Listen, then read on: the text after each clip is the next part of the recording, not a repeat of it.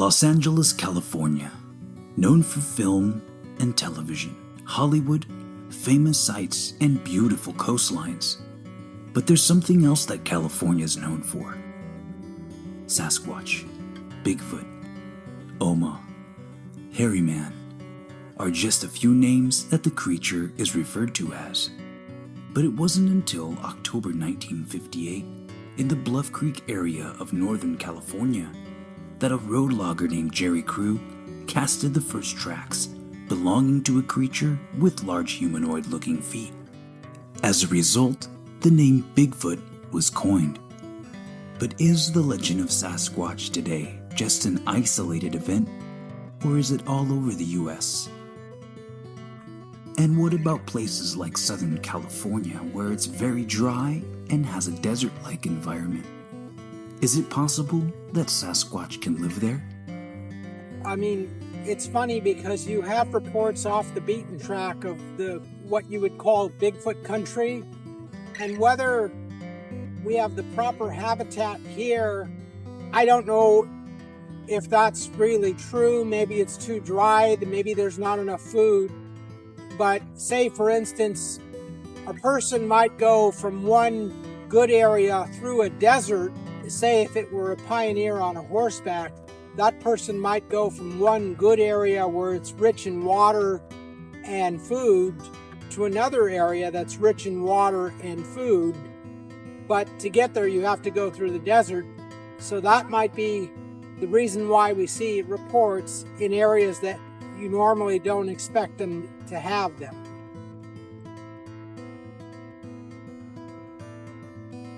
I think there is viable Sasquatch habitat across the United States and into Canada as well, in North America in general. Not everywhere. There's certainly plenty of urban areas, places in the Midwest where there's not a lot of cover, not a lot of resources, not a lot of wildlife in general, farmland, deserts, that kind of stuff. But there are pockets in those areas.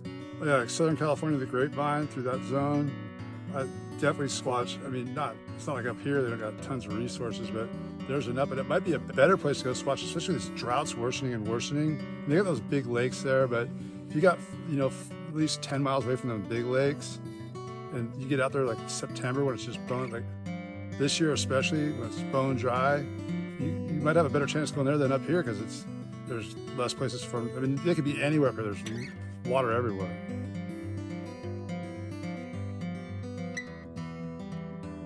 I think you have to ask yourself this.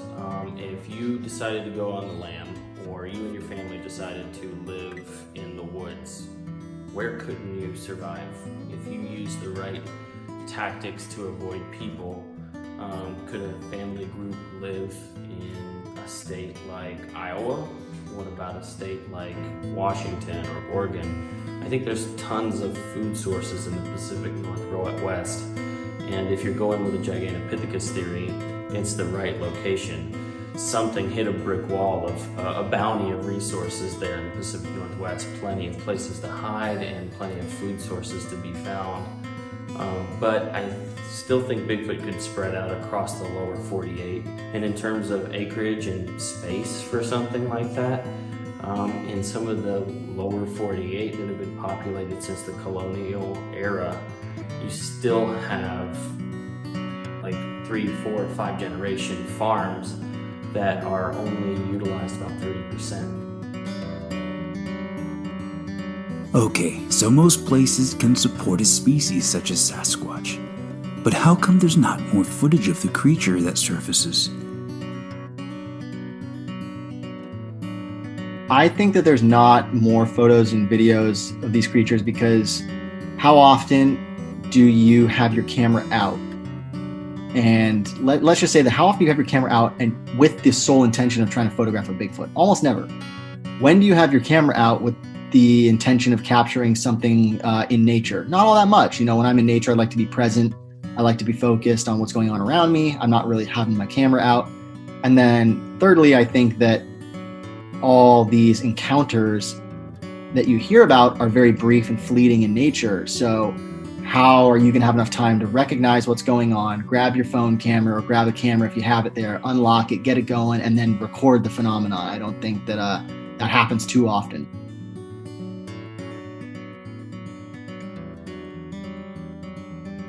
as an aspiring wildlife filmmaker, I can tell you that I have just as much difficulty filming a bear as probably a Bigfoot. You know, they don't want to be around people, so when you turn that bend, you've got a couple of seconds to power up a camera, hit the record button, and stabilize your shot to have that animal within that frame. Even with your cell phone, even though the technology's improving for quick shots, we're not getting a lot of that stuff. And I think it's just because we're not prepared to have those sightings the way that we should be, and so we can't accurately document them. If you take into account, right now there's more than ever, okay? 2, our problem is that society demands perfectly clear pictures.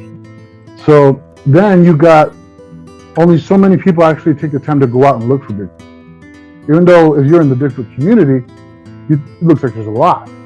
That small group of them that actually go out there and look, or actually actively taking pictures, that is such a small, tiny percentage of the population of just America alone.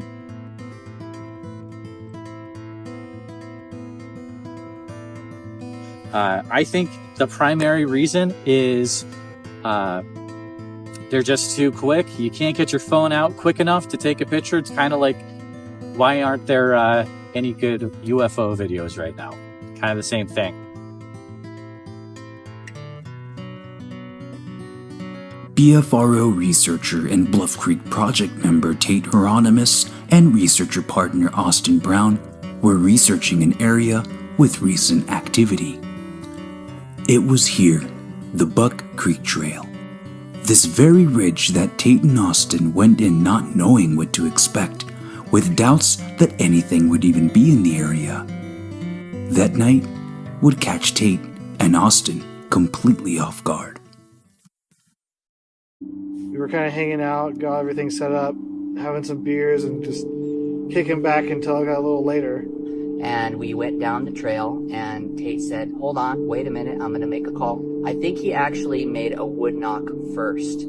I think he did a knock on a stump first, and then after that, he said, okay, I'm going to try a call. The sound did not carry like I wanted to. So I was like, well, I'll just do a whoop. So I did a whoop. And then we're kind of talking, and then like all of a sudden I hear a response back to what sounded just like my whoop. And Tate said, did you hear that?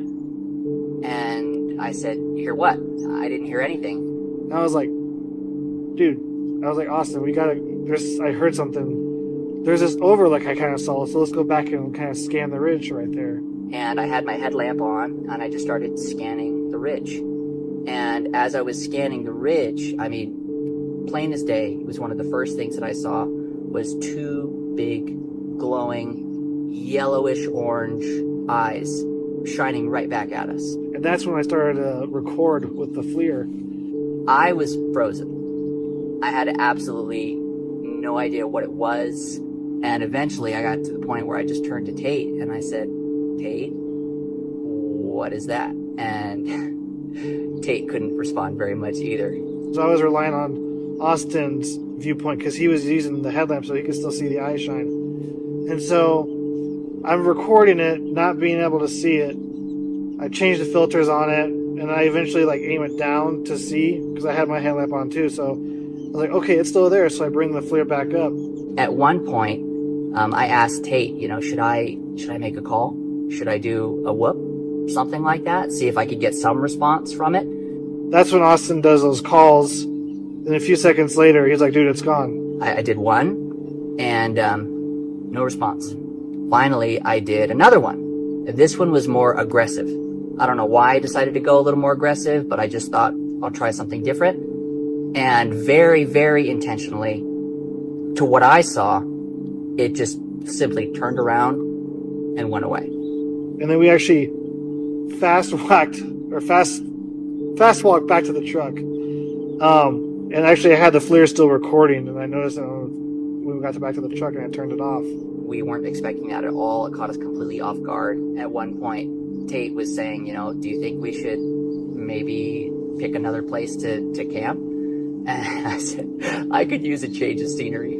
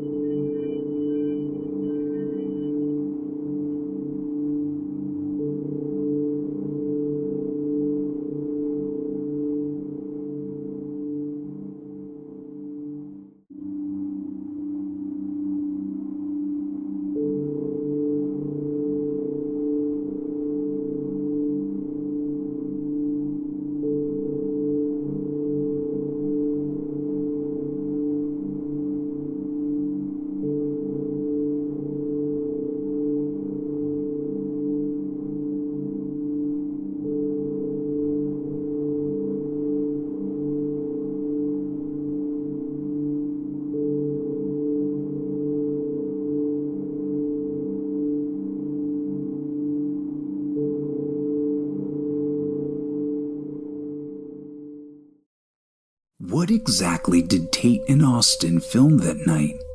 Was it a known animal? A person? Or was there actually a Sasquatch with them that night? Tate is still adamant that it's most likely a Sasquatch that he captured on film, and Austin is still unable to explain what he saw that night.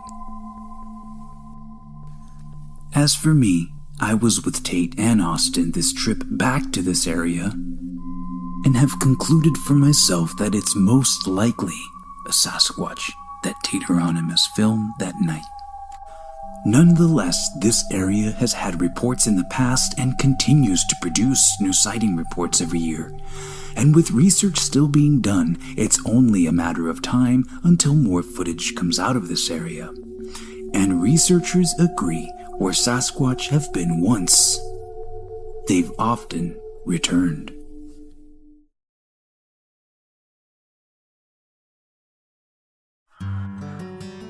Just like Tate and Austin, many others still report hearing and even seeing Sasquatch on a daily basis.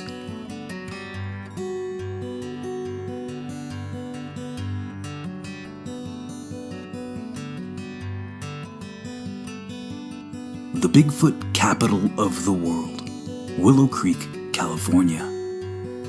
It's here that Tate Hieronymus joins Alex Petikoff, Eli Watson, and James Bobo Fay to investigate an odd and very recent report of strange calls and broken branches just outside of town. So what was the first thing you heard up here? Well, we were just getting out of the pool over there, and there was a really loud cracking sound coming from over there. And then it just cascaded all the way and culminated here with this branch falling on a car that was parked right there. There's kids out here playing and screaming and stuff? It was about 9 o'clock at night. Everybody was inside except for me and my niece. We were the only two that heard it. So there's nothing that could have set it off, you don't think? There was, the usual activity around here in the woods, animal, bird, whatnot.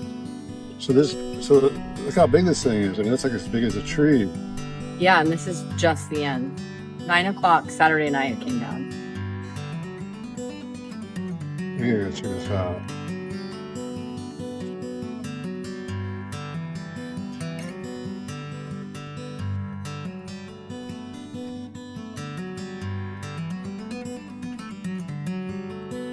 Oh, that was 2 days ago.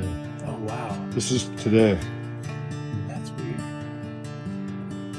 So I don't, I think this is natural. This is all natural. Right. Doesn't mean the whistling and all their stuff was.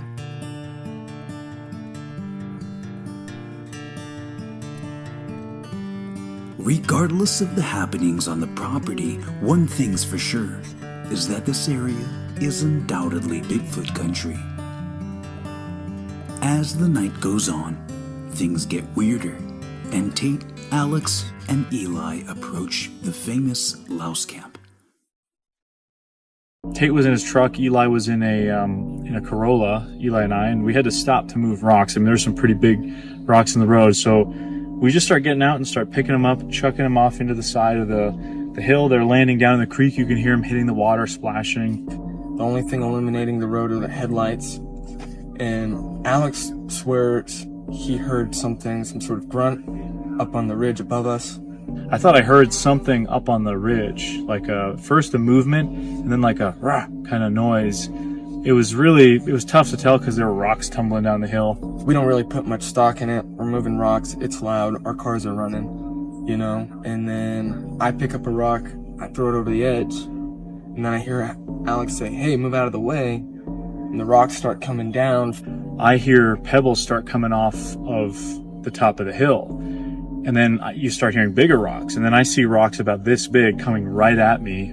So Tate and I take cover behind Tate's car, and Alex takes cover on the other side. When we're all focused on the hill, Tate says he thought he saw eye shine. He's going to get his FLIR. We hear something down towards the creek start walking away.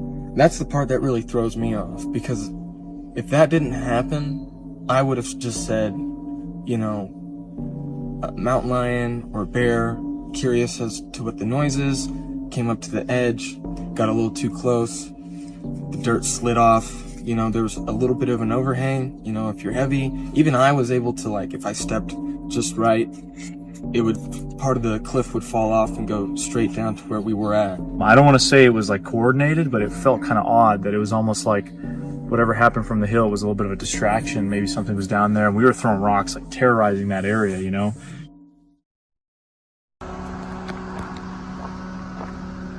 All these rocks are presenting a difficulty, a challenge.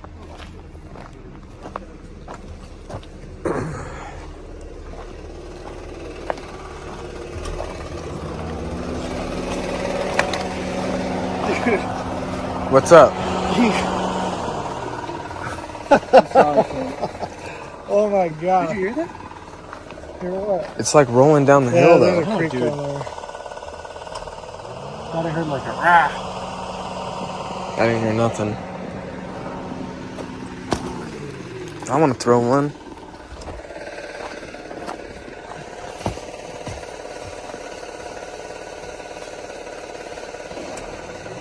Yeah, that's a creek.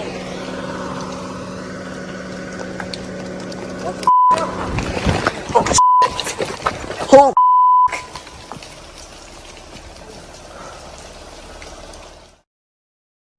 That rock slide incident wouldn't be the last bit of strange activity to occur during this expedition to Bluff Creek.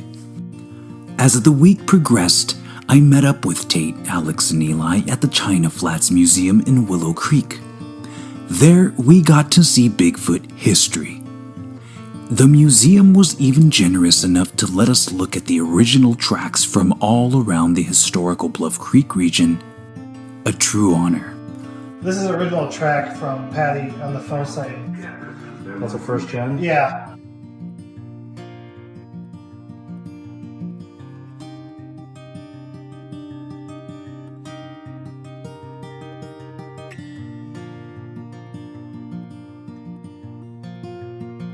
As night fell heading back to camp after hearing about the rock slide that had happened, everyone and myself were eager to get some kind of action again.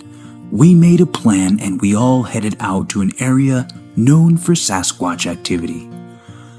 It is also one of the sacred places in the area, referred to by us as No-Go Valley. As the night unfolded, there wasn't much sound at all, let alone Bigfoot. But we did see some strange lights that appeared in the sky and had a weird way about them. While one was possibly an iridium flare, the other had some characteristics to it that were unexplainable. A later comment by someone else when hearing the story was, "You guys saw one of those orbs." Regardless of the strange lights we saw, this place is undoubtedly peaceful and majestic. The next day, fellow researcher Ron Reed and his dog Bandit joined us for the remaining leg of the trip, just in time to hike down to camp at the Patterson-Gimlin film site.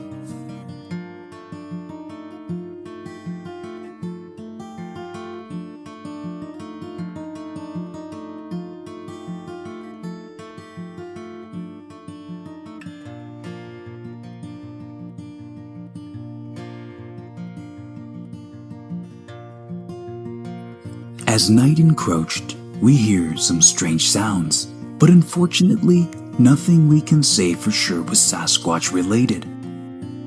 Although the night didn't yield much in the way of Bigfoot activity, we did join a short list of people who have camped at the Patterson-Gimlin film site, and that will always be a memory not to be forgotten. Still itching for some kind of activity to happen, we plan to go and investigate an area called Layered Meadow. We decided to split up into 2 teams in order to increase our chances of getting activity. We sat and let an hour of silence go by. No calls, no knocks, no movement, just silence. Then, after the first call, Alex and Tate were greeted with something being thrown at them, followed by a distant knock coming from the same direction.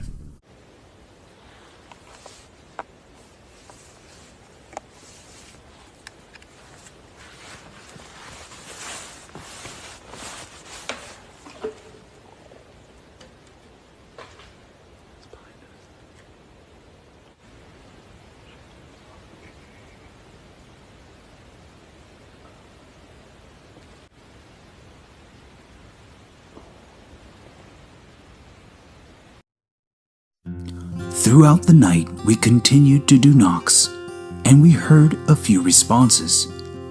And when they stopped, we decided to call it a night. Unfortunately, the next day, Alex, Eli, and myself had to leave. But for the final night, Tate and Ron camped with Damon, Terry, and Stevie over at a spot called the Cell Site. With past efforts in playing music and getting responses in the same general area, Tate decided to play his bass guitar and sure enough, was greeted with a response.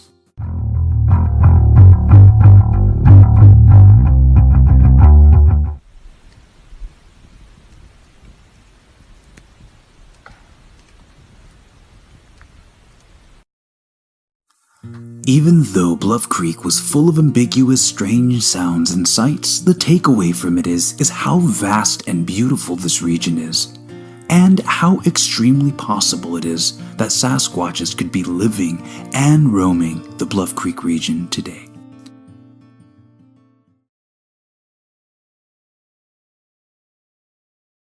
Although there are a great number of Bigfoot reports that are credible, misidentification of Bigfoots are most likely.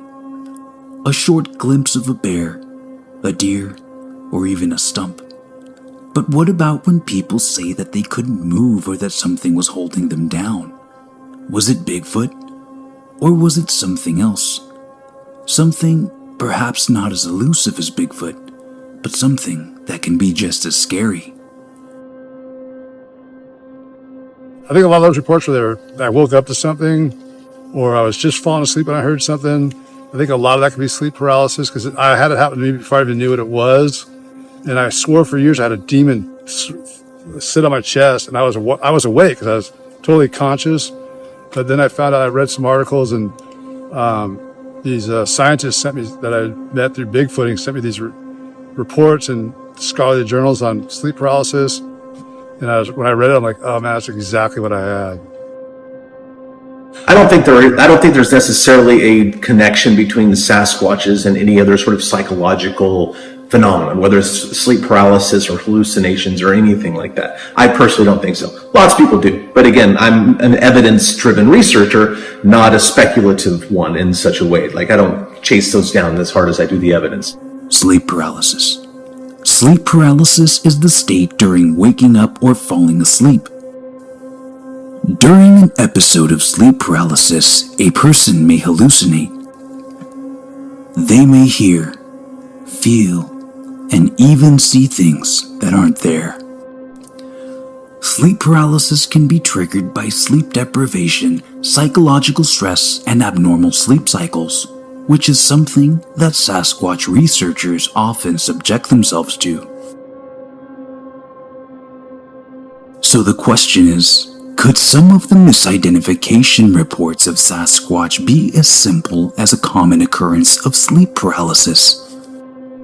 One thing that I've noticed, kind of studying this phenomenon, is that a lot of people will have weird experiences in the woods and immediately assume it was Bigfoot related. If you have a weird experience in the woods, why should you assume it's Bigfoot related? I think that a lot of reports of these weird things, they may happen to these people, but I haven't experienced anything like that, so I can't, I don't know if it's Bigfoot related. I tend to think it's not. I do tend to believe that lack of sleep and, other contributing factors can lead to a lot of misidentification, as, one could take away from experiences in wartime or anything like that. But I definitely think that cannot explain away a lot of the incidences that happen out in the field. Here's an example. A sleep-deprived Bigfoot researcher dozing in and out of sleep. All of a sudden, one of the times they wake up, they're not able to move, and only able to see. They see and hear a shadowy figure outside their tent walking around and begins to mess with their tent. And as quickly as it all began, it's gone. People who experience things like sleep paralysis report seeing dark shadows and feeling like they can't move. And, there are a lot of those sort of things that bleed over into Bigfoot sightings. I've heard reports of people waking up in the middle of the night in their tents and seeing a big shadow outside of their tent, and they can't move and they're terrified, and this thing kind of moves around. And that does fall within the idea of sleep paralysis enough that I'd be willing to consider that an option. Could it have been Sasquatch? The possibility is there, but the possibility is also there for it to have been sleep paralysis. For Tate Hieronymus, sleep paralysis is a recurring event, and it's something that makes him wonder if it's all part of the equation in misidentifying Sasquatch.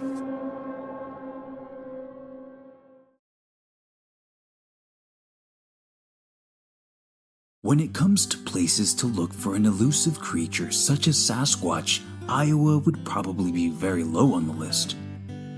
It would surprise most that there is a plentiful amount of forest in Iowa. But could there really be Sasquatch in Iowa? On November 16, 1979, Minburn, Iowa, a BFRO report of a Bigfoot came in from an eyewitness named Larry Wilson. Wilson described the creature as hunched over and dark. He also described hearing heavy, rhythmic breathing and having kind of a raspy sound. It was about 9:45 to 10 o'clock in that period sometime. And I heard the dogs barking, which is not an unusual occurrence. Where was your family? At my house. They were in a church meeting Thursday night, which they go to every Thursday night.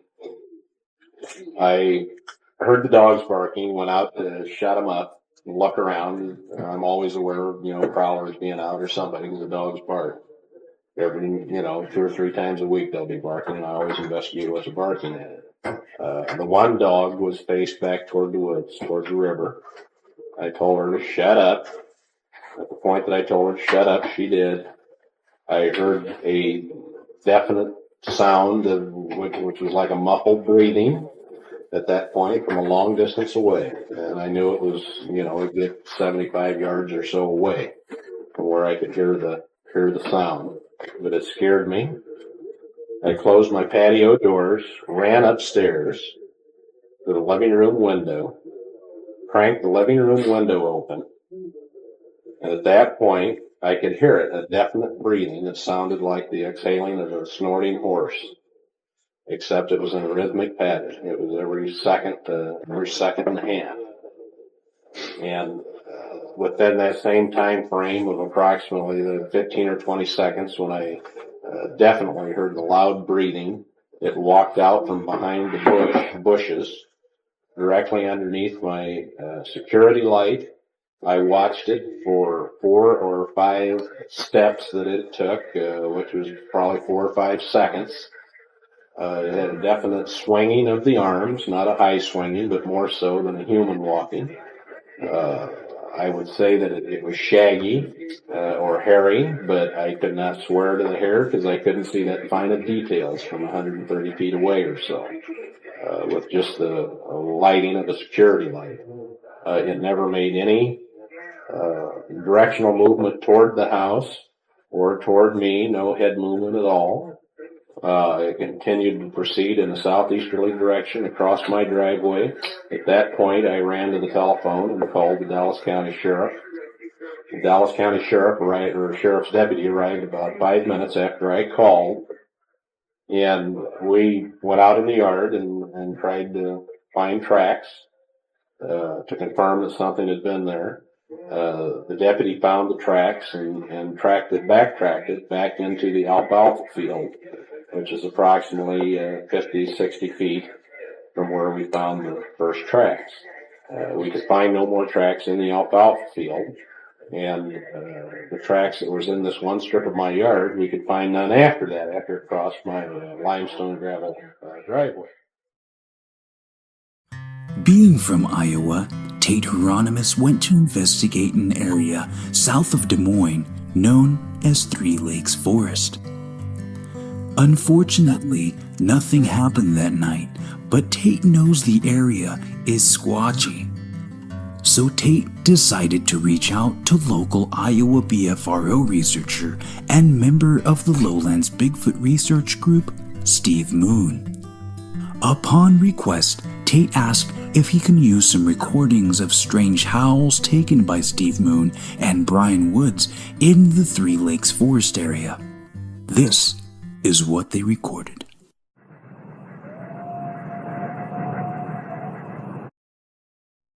I think if you had really good footage, like a lot of it, like if you had a really, like someone threw like $50 million at it, some rich, Saudi prince or something goes, here's $50 million, I want good footage. You put professional wildlife photographers that film snow leopards and stuff out there, like real wildlife guys that have 20 years experience and all the top gear. I think with that and good DNA, it'd be enough to get them protected. But until they get one to study on the slab, it's still going to be up in the air to some degree. But I think with repeatable, many examples of DNA and good footage, I think that's enough to get them protected. In order for Sasquatch to be proven as a real species, unfortunately, I think a body is probably going to be the most convincing. That's something that scientists are going to look at and determine that it's a biological specimen. I think it's going to take a body. Science, the mainstream science narrative will not be satisfied until there is an actual Sasquatch corpse found, or killed, or taken in and studied and examined. I don't necessarily feel like it has to be a body. I feel like it has to be an attitude change. I feel like the same people, the skeptics that put so much pressure on Bigfooters and the investigators that are going out here and pursuing things in cryptozoology, I feel like their attitude has to change, and somewhere down the line they have to say, no, that is sufficient. That's a significant find you found, so let's contribute to your effort and find this thing together. I don't think it's necessary that you have to kill one. I think at the end of the day, we are needing to see an actual body in the hands of science in order to get more evidence from that. It's gonna take a body either being found, one of them being killed or captured and shown to the people physically.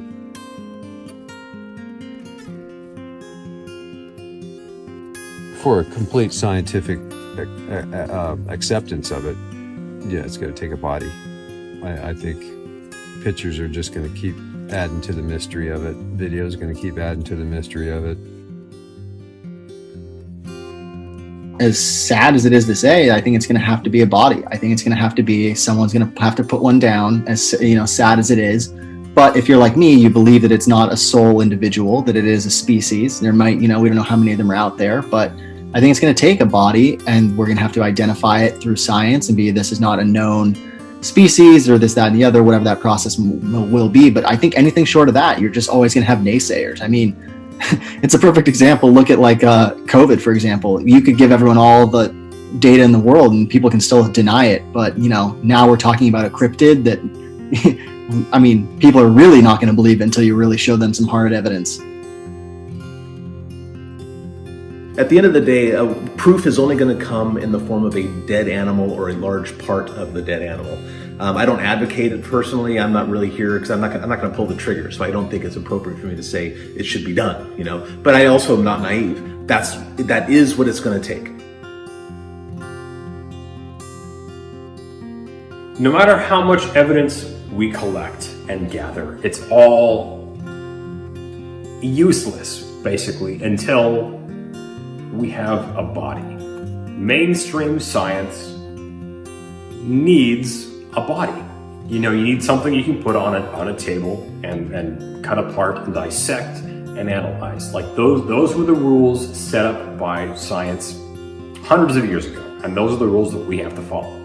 So until there is a body presented to mainstream scientists and the academics of the world, this isn't going to be taken seriously. Until that day comes, Bigfoot researchers will continue to be in the field, looking for evidence to help prove their existence, to uncover the truth of Sasquatch.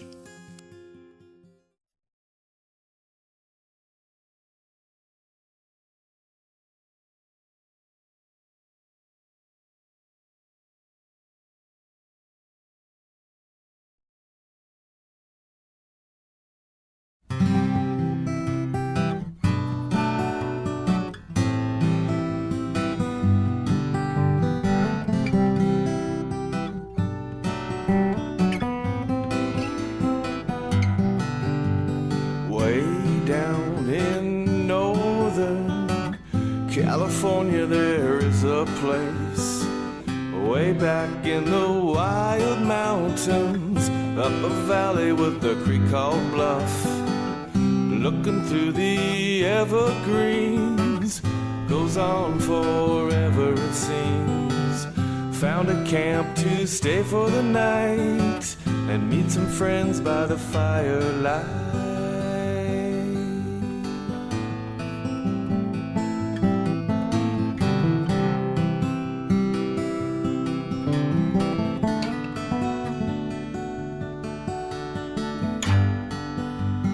Down at old Loud's camp, you might see familiar faces and shadows dancing about.